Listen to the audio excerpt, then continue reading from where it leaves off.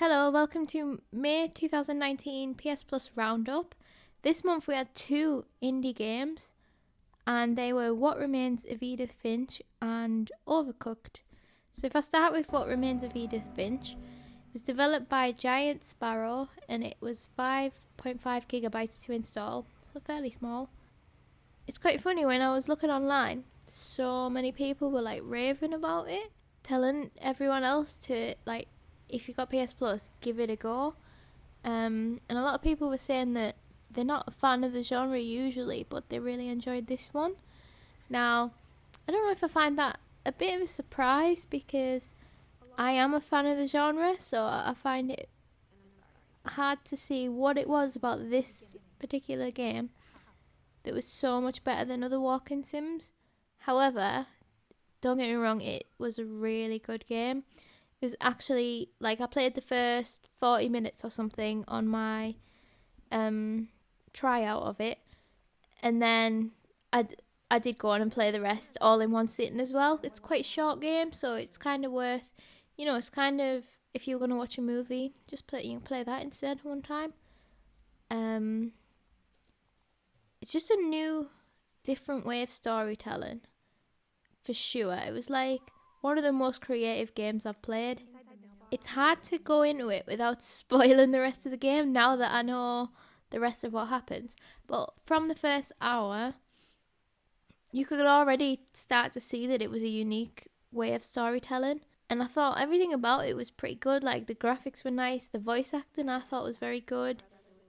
It was cool the way that the writing was coming up as you were walking. And I thought the dialogue was written nice as well. Like, none of it sounded weird. It all sounded like real, and it flowed well. That was very good. And the first hour was enough to get me intrigued to want to play the rest of it. Now, that there was some like eeriness to it and some creepiness, but it was never too much for me. And I'm quite a big, massive wimp. So if anyone couldn't play it because it was too scary, it would be me. And I could play it. It was okay. So, like, in that regard, I was very pleased. And also, it was very atmospheric. I thought the atmosphere was really good. They did a good job of just turning it when they needed to. I guess it was a mixture of the music and just, well, I don't know, a lot of it. Just, they did very well with the vibes. Now, without spoiling any more of it, I do think it was worth playing the whole time, the whole game. Without spoiling any more of it, I do think it was worth playing. It wasn't like it didn't come to this amazing conclusion that I thought it might have done, but I still think it was worth playing just to experience it. Like, even if it's just to experience certain beats of the story. Like, there was some really good moments in there. And even watching it, you may not get the full experience than if you're playing it yourself. It's really hard to say why, but if you've played it, you will know which bits I'm talking about. I enjoyed it, and I'm still thinking about it many days later. So, it just goes to show, for a little game, it had quite a big impact, I thought. It was great. So next was Overcooked, which is developed by Ghost Town Games, and it's only 1 gigabyte, so literally anyone could download this, even if you got crappy internet. It's so much worth your time just trying it out.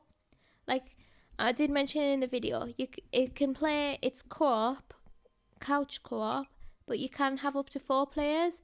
I think it's best played with 2, but even if you've only got 1 controller, you can still play with 2 player, because you can split the controller. So, or if you've got 2 controllers, you can technically play with 4 players. You don't need 4 controllers. So I think that's quite nice. Makes it quite accessible as a party game. But I don't think you need a party to play it either. You just need someone else that's willing to have a good time. And once you get started, you'll fly through some of it, and then you'll hit a wall, but it's a really good wall, and you're determined to do it, and then everyone turns into crazy people while you're trying to figure out how to win this level, and then fires happen and food gets burnt and chucked in a bin, and it just becomes chaotic in the best way possible. And then when you win the level, you're like, oh, we've got the best team in the world. And the levels get a little bit weirder as you go on, so you saw a taste of it in the video, but there's more of that to come. They obviously step it up each world, so there's different types of obstacles. Some of them are easier, some of them are harder, especially for people who aren't familiar with gaming very much. Some of them are very hard. My mum struggled very much on the ice levels, but we still 3-starred them. So that's my favourite thing about this game, is it is so accessible to people that don't game, and it's so fun, it makes them want a game. Just the perfect game for that. Now, I think it was very smart putting this on for free this month, because Overcooked 2 is already out. It's really good as well. It takes everything from the first game and just steps it up a bit more, like adds a few new mechanics. It's all the same essence, but it's a bit different. So that's been out for a little while, and they are consistently bringing out new DLC packs, and they're really good as well. Each one of them usually brings out another new mechanic, a new recipe,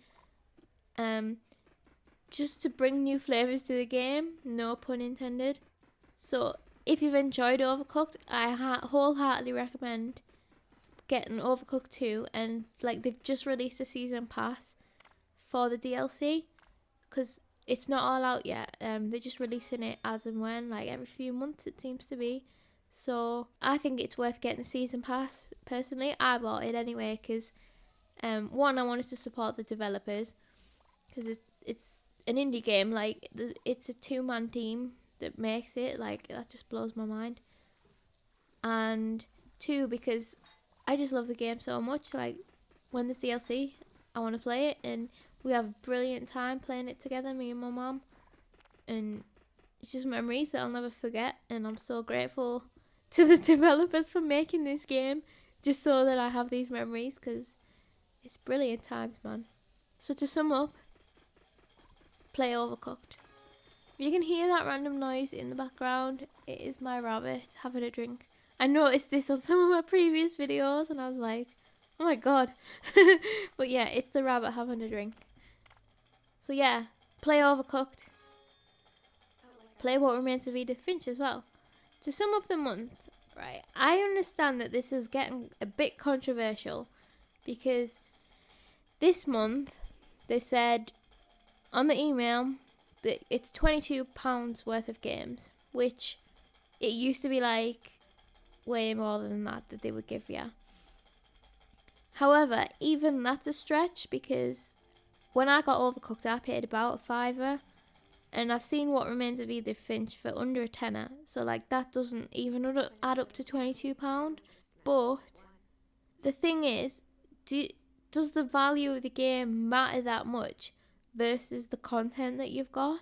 Now, even though these are 2 small games, cheap games, they're also very good games. And for me, obviously I've already bought Overcooked, but What Remains of Edith Finch has been on my list for a while and I've just never bought it.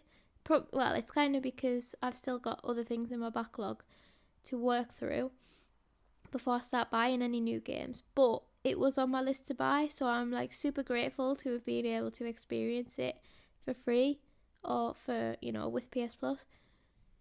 So obviously a lot of people have been up in arms like, oh, we're not getting any AAA games. And to an extent I agree. And it's like, I was annoyed at first a bit actually that it was 2 very small games. But the longer I've had to reflect on it and just to think about it and rationalise it, it's 2 good games and I really can't complain. And it's like, What Remains of Edith Finch is a very good game to get, even if you are, like, say, a fan of shooters, because it's a small experience. If you don't like it, then that's fine. You might waste a little bit of time on it. If you do like it, it could open you up to a whole new genre of games that you didn't know that you liked, just because you've had this taster of it. So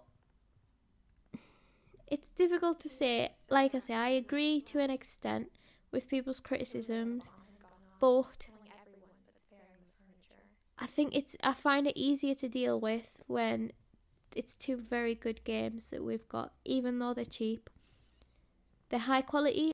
I think it's better than getting two expensive games that aren't as polished or aren't as fun, or that people just might not like as much. I do kind of feel like we're due a VR game, so I would hope that was going to come up at some point, but maybe it'll be like a surprise sometime, because that's what they were doing before, was they were giving out VR games, but for a few months, so like 2 or 3 months, this game would be available, and then there was just too much of it. I think, don't quote me on that actually, just doubting myself now, I'm sure that's what it was, like 2 or 3 months, one VR game would be available, you could claim it, and then another one would be available, and this happened for a while, and then it kind of just stopped, and then obviously we started getting less games, and there hasn't been any VR games since. But I suppose on one hand, not that many people have VR. On the other hand, it is growing. Like I can see from looking on the internet and stuff that people are starting to get more and more on board with it. And they should, because like I can totally understand having doubts, but when you've experienced it yourself, you can still see there's like loads of way to go with it. But if you want it to get to the place where it's got potential, you need to kind of support it now, because if there's no interest, they're not going to continue developing like the technology. But if there is interest, they're going to be like, right, we need to keep improving this. So I don't know how I ended up talking about VR. Oh yeah, I was talking about VR games. Anyway, none of that isn't really relevant anymore. So yeah, overall the month, at first I wasn't happy with it. I was kind of with everyone else. It's like we're not getting enough games. But now that the month's over, it's been a pretty good month, in my opinion. It's the first game this year that I've completed from PS Plus, so that maybe says something. What do you all think? Give me a shout if you've got any comments or opinions about any of it. I'd love to hear. And if you keep an eye out, I will be rolling out the What Remains of Edith Finch full game over the next few weeks. It came up to 7 parts in total, so they'll be coming out, and I'm not doing a prediction. Well, I can kind of do a prediction this month. Okay, I just can't remember what I've predicted previous months, but this month it's got to be like something like Tomb Raider, I think, because it's only like a $5 or less in the store. And then something different, I can't even think of anything.